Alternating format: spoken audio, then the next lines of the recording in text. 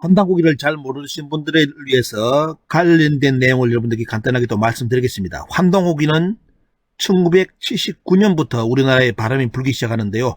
물론 초판은 1911년에 찍었다고 기록이 되어 있습니다.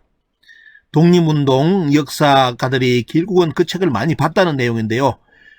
이 책이 공식적으로 1979년에 이제 출간이 돼가지고 우리나라 사회에 알려지니까 우리나라 학계는 발칵 뒤집혔습니다. 왜냐면 그동안 당군신하고 조선 총독부 학맥에 가르친 그 내용을 그대로 다 이제 고수해가지고 당군도 다 제거할 시점이 되었는데 갑자기 1993년 박찬범 라데일 박사가 등장을 해가지고 천문학자입니다. 당군 조선시대 천문현상 기록의 과학적 검증이라는 논문을 발표하는데 이 논문 하나가 우리나라 학계를 멘붕화시켜버렸습니다. 어떤 내용이냐? 당군 조선시대 환단고기에 당군색에 있는 기록을 뽑아가지고 천문현상을 최근의 프로그램하고 비교를 해보니까 거의 정확하다는 논문입니다. 그동안 우리나라 학자들은 국민들 앞에서 입에 발린 소리로서 항상 실정사학, 검증에 대한 이야기를 강조를 했죠. 반드시 증명이 돼야 된다, 확인이 돼야 된다, 이런 쪽으로 하면서 그것이 지금 한국사다라고 주장하면서 당군도 거짓말이고 신하다. 그리고 삼국사기 초기 기록도 다 거짓말 신하다. 이렇게 가르쳤는데 정작 그 과학 역사적 사실을 과학으로 증명한 실증으로 증명한 두 학자가 출연해버렸습니다. 그러면서 자기들이 역사에서 적었던 당군과 고조선을 다시 살리는 작업을 해버린 거예요. 그러니까 이때부터 우리나라 학자들이 입이 쏙 들어가가지고 어떤 말 하느냐.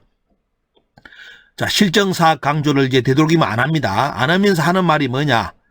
역사의 전통은 박사는 석박사 과정을 국사학과에 나온 사람들만이 전통이고 그 나머지 아무리 다른 사회에서 학과의 다른 전문가들이라도 역사를 다룬다는 것은 그것은 뭐냐.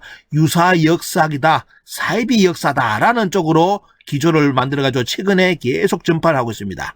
그렇기 때문에 뭐다? 오직 역사학 박사는 자기들만이지 나머지 자기들이 주장했던 그 실증을 할 수 있는 여러 가지 전문 분야의 학자들이 발표하는 것은 뭐다? 다 유사사학이라고 프레임을 만들어가지고 지금까지는 완전히 계속 그것을 강조하는 시점에 와 있습니다. 여러분들 이 논문 한 편은 실정사학입니다. 실정사학으로서 역사 기록의 내용을 바로 최고의 전문가들이 들어가지고 연구를 해가지고 그것을 밝혔기 때문에 진위를 밝혔기 때문에 진짜 우리나라 학자들이 주장했던 실정사학의 표본 모델이 바로 이 논문이죠. 하지만 우리나라 학계는 이 논문의 두 저자를 진짜 말 그대로 잡아먹지 못해가지고 완전히 사장시키는 쪽으로 계속 공격을 해댑니다. 지금은 라데일 박사, 저서를 논문을 발표한 라데일 박사는 세상을 떠났고요. 지금 박찬범 박사님이 지금 아직까지 활동을 하고 있습니다. 자, 이 논문이 던진 충격은 우리나라 학계에서 대단히 컸습니다. 지금까지도 이 논문을 공격하는 몇 놈들이 있습니다. 자, 어떤 내용인지 여러분들 한번 간단하게 브리핑해 드리겠습니다. 그 논문에 인용된 주요 사서 중에 하나가 바로 환단고기입니다. 환단고기에 여러분들 뭐가 나오냐. 당군색이 여러분들 지금 보시죠. 여러분들 지금 보시는 화면이 진짜 환단고기 지금 남아있는 책입니다. 그 중에 13세 홀달 당군 1733년입니다. 무진년에 오성치루 현상이 일어났다는 기록이 나옵니다. 저 내용과 또 다른 기록, 이제 조수에 관련된 내용을 검토를 했는데 과학적으로 그것이 사실인지를 논문에서 밝혔습니다. 그때 논문이 발표되었을 때 인터뷰 기사가 나갔습니다. 자, 관련된 내용 한번 보시기 바랍니다. 1733년 5개의 별이 한 군데로 모인 오성치루를 해가지고 박 교수는 자, 연수보다 약 1년 정도 차이가 나는 것을 이야기하면서 당시의 시간계산법과 3000년이 흐른 지금의 시간계산법 차이를 고려한다면 무시해도 좋은 수치라고 합니다. 그리고 만약 후대에 누군가 이 현상을 자기적으로 기수에 넣었을 경우 이것이 맞아떨어질 확률은 박 교수의 계산 결과 0.007%라는 겁니다. 절대로 조작할 수 없다는 뜻이죠. 자, 그리고 또 하나의 기록이 또 나옵니다. 자, 29번째 당군인 마유 당군이죠. 마유 당군 제위 34년에 어떤 일이 발생하느냐. 무인년 원년이라고 되어 있습니다. 거기에 이제 여러 가지 기록이 나오면서 저 밑에 줄에 뭐냐면 뭐가 하느냐. 남해에 조수 태삼측이라는 기록이 등장을 합니다.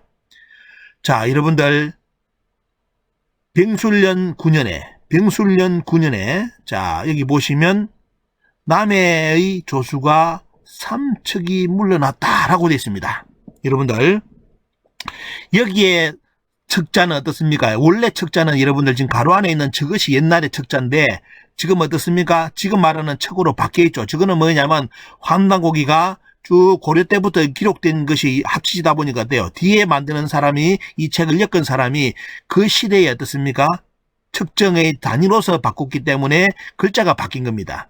어떤 사람은 저런 걸 모르고 저것 때문에 뭐다. 아, 지금 한당국에 나온 저 척자는 그 시대 때 척이 아니기 때문에 저게 위서다 하는데 그건 어떻습니까?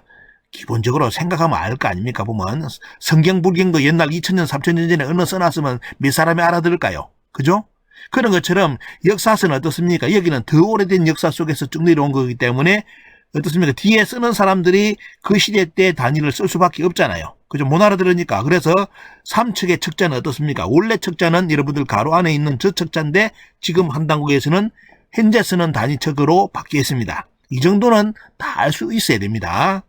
자, 이래가지고 29세 단군 마유 때 병술년 9년에 남해의 조수가 삼척이 물러났다는 기록이 있는데 이것도 여러분들 박찬범 박사가 역사 기록을 직접 과학적 데이터를 가지고 진위를 한번 판별을 했습니다. 박찬범 박사가 이 조수의 기록을 과학적 데이터로 가지고 조사를 해봤습니다. 결과가 뭐냐? BC 935년을 기점으로 전후 200년간 조성력의 작용을 이제 조사한 결과가 뭐냐면 BC 931년 11월 20일에 가장 큰 조성력이 작용했다는 점이 밝혀졌고요.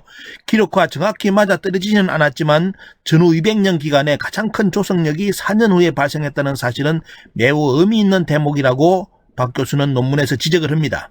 그리고 후대에 누군가가 자기로 이 기록을 써낼 확률은 0.04%에 지나지 않는다라는 인터뷰까지 실렸습니다. 그럼 뭐냐? 도저히 조작할 수 없고 이런 정보는 현대에 있는 사람들도 알 수가 없다는 뜻입니다.